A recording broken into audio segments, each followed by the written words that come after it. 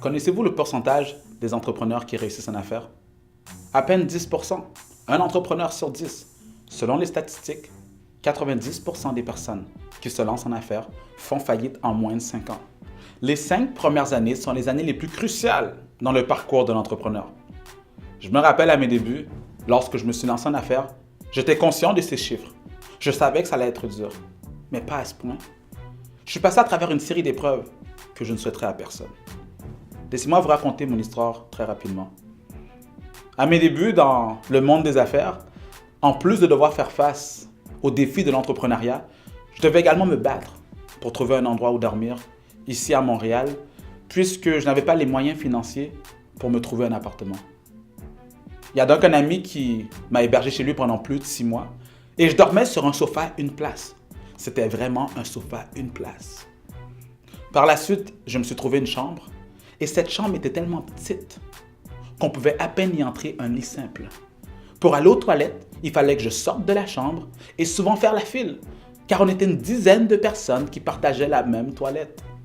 Mais ce que j'ai trouvé le plus dur à cette époque, il y a maintenant une dizaine d'années de ça, c'était de manger.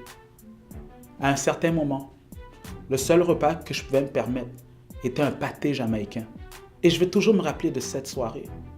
J'étais en pleine réflexion, dans ma petite chambre, assis sur mon lit, et je me suis posé cette question. Maxime, pourquoi tu continues à faire tout ça?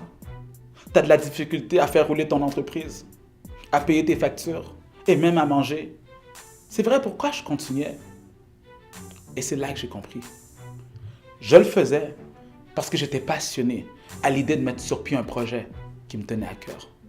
De travailler fort pour le voir réussir. Et du même coup, de devenir une source d'inspiration pour mon entourage. On dit que nos succès inspirent et nos échecs éduquent. C'est vrai que lorsqu'une personne décide de suivre ses passions, il y aura des obstacles sur son chemin. Le découragement viendra, les gens le critiqueront. Mais lorsque vous connaissez votre pourquoi, vous aurez le courage de ne pas renoncer, de vous relever lorsque vous tombez et d'avancer en gardant la tête haute. Aujourd'hui, à la suite de ces épreuves qui auraient pu me pousser à abandonner, je peux fièrement vous partager que je bénéficie d'une liberté qu'aucun emploi ou employeur n'aurait pu m'apporter.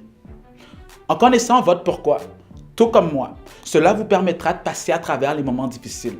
Et en persévérant, vous aussi pourriez faire partie de ces 10% d'entrepreneurs qui réussissent et qui accomplissent leurs objectifs.